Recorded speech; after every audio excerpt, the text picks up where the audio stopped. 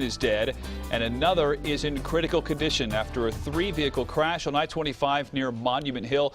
This is a live look showing the backups in the area of northbound I-25 near County Line Road. As you can see, not a single car was going through that live picture there. It is completely shut off for now.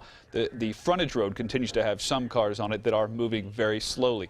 State Patrol says the crash involved a semi-truck and two other vehicles. Multiple lanes of northbound I-25 near County Line remain closed for the investigation. It's still unclear how long it'll be before those lanes reopen. It's also unclear what caused that wreck.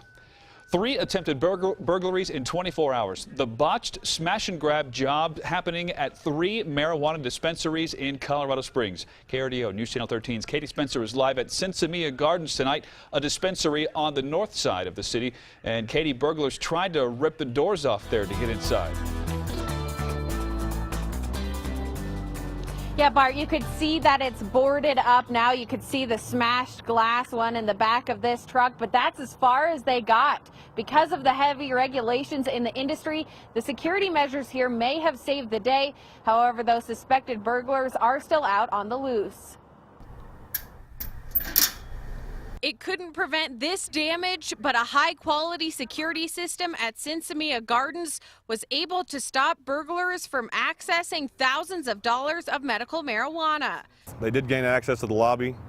Fortunately for us, we've spent the money to have everything bulletproof beyond that, so that's as far as they can get. This security camera footage, exclusive to KRDO News Channel 13, shows 3 people in a truck at the front entrance attaching a chain to the door and pulling it off the frame. The med does require it, just so people like this can't gain access to medicine. General Manager Ryan Thompson says he doesn't think his business was targeted for what it sells. 3 doors down from us last week got their door broke into, so it's just businesses in general. Another break-in happened here at Trichrome Health Consultants earlier in the week when 2 men tried to smash their front window in. We're not going to stand for it. Owner Cammie Hill says replacing a window isn't a big deal. Her concern is patient safety. You come in here to try and take our patients' medicine, and that's what our focus is here, is our patients. Police told her this business wasn't the only one targeted. Smash and grabs and things like that on any business in Colorado Springs should not be tolerated. Hill and Thompson can only hope this video will lead police to the burglars and thwart any future attempts. Trichrome Health Consultants is offering a $2,500 reward for any information that leads to an arrest in their burglary. If you have any information on any of these attempted burglaries, contact police. Live in Colorado Springs, Katie Spencer, KRDO News Channel 13. Katie, thanks. Police are still looking for suspects in the armed robbery of a Colorado Springs pot shop from back in October. You may remember this video from a cut above in Colorado Springs. You can see one of the suspects run up to an employee and put a gun to his head before going inside and stealing some merchandise in there. And pot shops aren't the only targets of recent robberies. Colorado Springs police are asking for your help finding a man involved in several drugstore robberies. Those incidents were reported at the medicine shop on North Union Boulevard in November, also the Village Pharmacy on West Carefree in early December, and the medicine shop on West Colorado on Tuesday. In all 3 cases, police say this man walked in armed with a handgun, dressed in a hard hat and reflective vest. If you know who he is or if you have information about the holdups, you're asked to call Colorado Springs Police at 444-7000 or Crime Stoppers at 634-STOP. A sweep for fugitives turns into a lengthy standoff with police on the southeast side of the city. Today, KRDO News Channel 13's McKellia White talked to neighbors at one Southside complex about the ordeal. She's live at the South Point Apartments, where it all happened last night. McKellia and neighbors say this was gang-related. Yeah, Barton, they say safety is a real concern, and that concern has only grown over the past few months. We first brought you this exclusive video last night. It's of 19-year-old Christian Terraza surrendering after a standoff that lasted several hours. Police were acting on a tip, an isolated incident, and they isolated that man at an apartment complex here. Neighbors blame game activity in the area, and some are scared to walk to their cars. It's just hard to believe, like you're living somewhere that potentially harbors fugitives, you know, so it's really scary to think that any moment that person could, you know, get scared that the police are coming for them and break into another home and shoot someone. It gets scary. And Terrazas was wanted for a shooting, robbery, and carjacking. We're live in Colorado Springs. Michaelia White, KRDO News Channel 13. All right, Michaelia, thanks. Christmas is just 3 days away, but Santa Claus made an appearance down in Pueblo earlier today. You can see him standing on the side of the road, enjoying that snowfall, just waving at drivers as they go by, trying to spread a little extra Christmas cheer. Hopefully, he gets back to the North Pole soon. He's got a lot of work to do before delivering all those presents. Speaking of Christmas, let's turn it over to Storm Tracker 13's Mike Everett. Can we expect a white Christmas this year, Mike? Possibly. As we've been getting closer to the weekend here, we've been keeping a very close eye on that Saturday night, Sunday morning time frame. Of course, Christmas Eve and Christmas Day, and potential is there. We'll talk about that in the full forecast in a moment, but let's talk about what's going on outside right now. Here's a live look from our exclusive VR wireless camera in Alamosa, and it's kind of hard to tell what's snow and what's just that low-level cloud that will translate to some drizzle as we go into the overnight hours. Now, as you can see here, roads are looking good and passable, but there are some light accumulations starting to build up on the side of the roads here. I'm not expecting big accumulations, but I am expecting it to be a slow go for drivers overnight tonight. Here's another live look for you, courtesy of our Parkview Medical Center Neighborhood Weather Network camera, right in the freezing mark in Pueblo right now. But luckily, those winds have stayed light and from the south and east today. So again, hasn't really pushed up a whole lot of that upsloping snow, but we have seen some of that selective snow like we saw at the top of the show. And again, some folks have seen about yay there. We saw that when Santa was out there waving a little bit earlier. Live HD Doppler radar showing how selective this snow is. We're going to break down how much longer it continues and the potential for freezing fog and drizzle overnight and that all-important Christmas forecast coming up.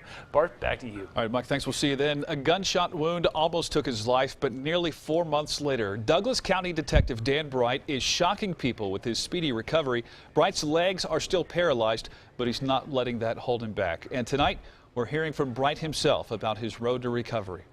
Dan Bright has come a long way since September 2nd, the day he was critically injured while responding to reports of a gunman in Parker. The first encounter with doctors, they told us that he has a 1% chance of survival. But Detective Bright didn't give up. I knew he was going to fight through this, and I knew that he was going to prove them wrong, and he did. I wanted to stay in the fight and not give up. I think a lot of that has to do with how I was brought up, and then again reinforced in the military, you know, and then again reinforced in law enforcement, and things have been put in my head so much that it's just a normal response, you know, is to never give up. Over the past 4 months, Bright has overcome many obstacles, but one of his biggest challenges, thanking everyone for their support. I want to hear you guys make noise so loud that the building shakes. We never asked for help, but since this incident, the community has shown a tremendous amount of support for me and my family, and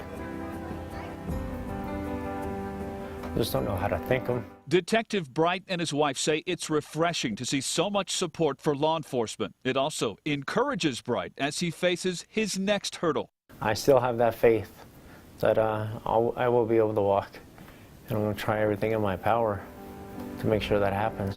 Dan is so strong, physically, mentally. He's the one that can survive this. If anybody can, it's going to be him. I believe in miracles. I believe that he is a true miracle. And we will continue to follow Detective Dan Bright's progress. He is learning a whole new set of life skills at Craig Hospital. For example, learning to drive with special hand controls only. Well, the gunman that shot Detective Bright was killed by police. A Parker police body camera shows Officer Ronnie Durrell jumping out of a patrol car with an AR-15 rifle. Where's he at? Let's see.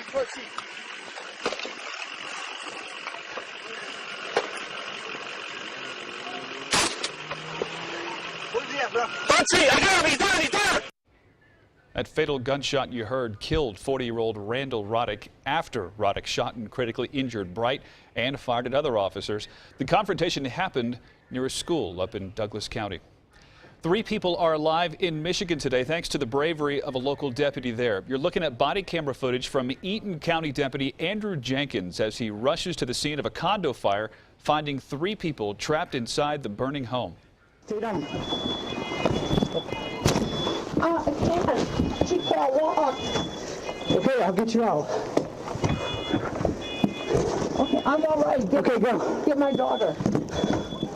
Come on. The woman asking him to get her daughter there. The family of 3 and Deputy Jenkins were all taken to the hospital where they were treated for smoke inhalation. 3 of them have been released. The 1 man remains in critical condition. In Minnesota, dash cam video caught a semi swerving all over a highway with what police say is a drunk driver behind the wheel, testing more than 3 times the legal limit. The semi swerved off the road, hit a sign, and struggled to get back on the road before finally coming to a stop. The driver was transporting a Walmart trailer, but working for Crete Carrier, a third-party company. Crete says the man was fired the moment they learned of his arrest. It is a serious issue in the country, with 28 people dying in alcohol-related crashes every day. Feel the effects of the alcohol you drank? Yep. Police say they found 2 bottles of vodka next to the driver's seat. The driver was charged with DUI. They're calling him a home invasion hero after an 11-year-old calls 911 after she says 3 burglars broke into her home while she hid in a closet. What's going on? They're breaking into my house. Please come really quick. What is the address? After being left home alone, Ashley Bermudez's desperate whispers are heard on the 911 call as she watched an unknown vehicle pull into her driveway. She retreated to a closet in her upstairs bedroom as the group of burglars went through the house, taking an estimated $13,000 worth of items. The intruders made their way to the bedroom where she was hiding, kicking down the door. Police say the thieves fled after seeing her, later getting caught after crashing into a flatbed truck. She followed all the instructions. She did a great job being 11 years old. She did better than any adult out there. She was kind of a lifesaver for me. In the end, Ashley finally met the woman who helped keep her calm on the other end of the phone.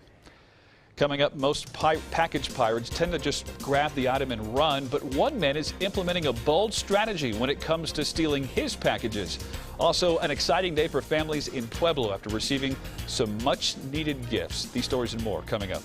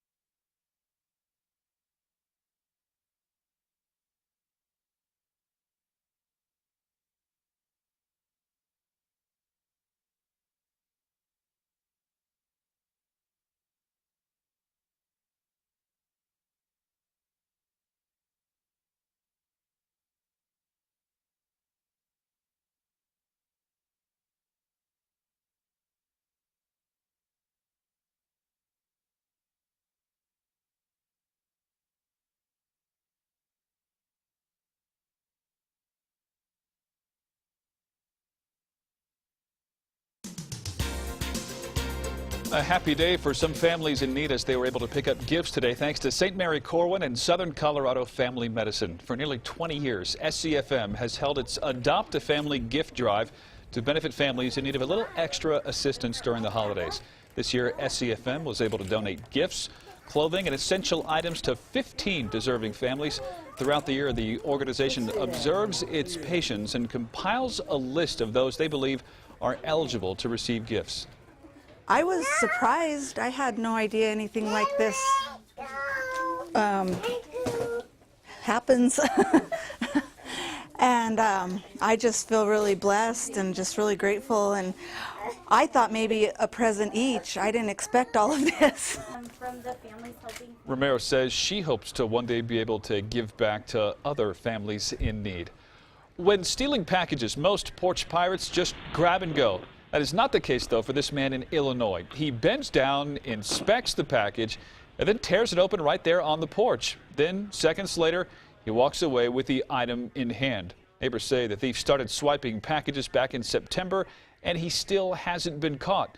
Many neighbors have had valuable items stolen, but the victim says the thief probably left disappointed on this day. He ended up stealing a pull cord for a snowblower. Mike? I don't know. That might come in pretty handy in a lot of spots across the country this weekend. David's sending in this really cool shot from south of Ellicott. He says it's foggy and there's a little bit of snow on the ground. That's what we're going to see for the rest of the evening. If you have some cool shots of what you're seeing, send them in. We'll put them on TV. We'll be right back with your full forecast.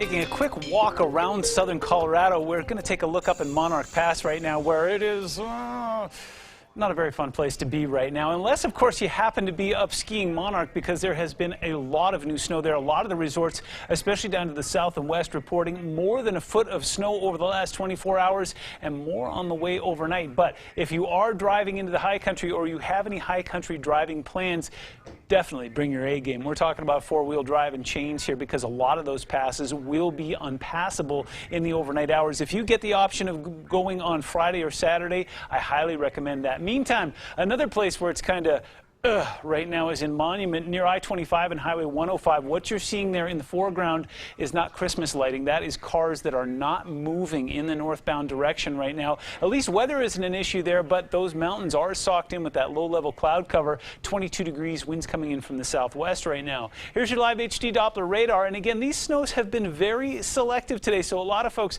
just standing, looking up, waiting to see some flakes today. Well, meanwhile, we've seen some heavy snow in a lot of spots. Pueblo has actually done better than El Paso County today. Let's zoom it in and show you a couple spots here. La Junta right now, that pink salmon-y color, whatever you want to call that, is basically a rain-snow mix. So a lot of that low-level cloud cover will become that freezing drizzle overnight. Do be aware of that. I'm not expecting much in the way of accumulations, but it will be a slow go driving-wise. Live HD Doppler radar showing you as we head out towards the southeast in Baca County, you've got that rain-snow mix there as well. Meanwhile, El Paso County, we've seen a little bit move through, like David sent us from Ellicott there earlier, and these bands have been moving through fairly quickly, and again, happy to report not doing a whole lot to traffic right now. Travelers just a little bit to the west of Walsenburg are seeing some heavy bands of snow moving through there along Highway 160, and again, travelers along Highway 50 definitely want to be very, very cautious tonight and maybe just not go at all. Those winter weather alerts in effect until noon on Friday, so winter storm warning for everything in red, winter weather advisory for everything in white. Again, heavy blowing snow expected in the upper elevations, and travelers down towards the south need to be aware of that as well. Right now, temperatures across the country, well, we're going to skip right on past that and go to our local stuff. We're seeing lots of folks either at or above freezing. We will all get below freezing tonight, but not by much. Winds haven't been doing a whole lot except out towards the southeastern plains there, and that will whip up some of that light snow overnight tonight. We've got more moisture moving in, so we're not done yet with the snow show. We do expect more to move through, so using Skycast, again, expecting heavy snow down towards the southwest through at least 11 o'clock tonight. A little band of that will move through the northern portion of El Paso County, so folks in Black Forest and Monument will see some flakes by the time we get to the late dinner hour tonight. But if you do have some travel plans, again, Friday and Saturday, fantastic, warming up nicely. And again, most of those accumulations staying up in the high country, so resort travelers are going to do very well on this Christmas weekend as well. Overnight lows will be in the 20s and 30s tonight. Again, cold, but none of that single digit or negative stuff. 40s and 50s again on Friday. And then over the next 7 days, a nice warm up Friday into Saturday. So again, travel wise, we're looking good. In the very early morning hours of Friday, you could see some flakes. And I'm still holding on to the belief, yes, I believe, that we may see some snow on Christmas Day. Pueblo, look for 55 on Friday, 52 on Saturday, 47 on Christmas Day. And again, Santa might bring you some light flurries there as well. There's a 10% chance. Fremont County, 53 for you on Friday, becomes 50 on Saturday, 43 on Christmas Day, and a 20% chance to see some decorative snow out there as well. And in Teller County, 42 for you on Friday, possibly some flurries and that freezing fog in the early morning hours, right at the freezing mark on Christmas Day, and a 30% chance that Santa's going to bring you some snow. That's good enough for, I think, a lot of kids looking to try out the sleds and toboggans, things like that. Just enough to make it slick. Yeah. Hopefully, we'll see what happens. All right, Mike, thanks. Sure. Well, it is only Thursday, but the record holiday travel weekend is underway. Overnight, the holiday rush showed as hundreds of flights at the LAX airport were delayed. Gridlock outside of the terminals and on runways. Planes sitting on the tarmac for hours after landing. We're on the tarmac for 2.5 hours. Our pilot was telling us that it would be like another 20 minutes. He hasn't seen so much airplanes on one track in a few years. Hopefully that's not the case over the next few days. Increased flight traffic and weather issues all creating a perfect storm there, leading to many frustrated travelers. And it's these 1,200 workers watching operations on computers, trying to keep everything on time. Today and tomorrow are believed to be the busiest Christmas air travel days. It's estimated nearly 5 million flyers will take to the skies to get home for the holidays. Tough day for the stock market. The Dow dropped 23 points, NASDAQ falling 24 points, and the price of an ounce of gold falling $2.30. We'll be right back.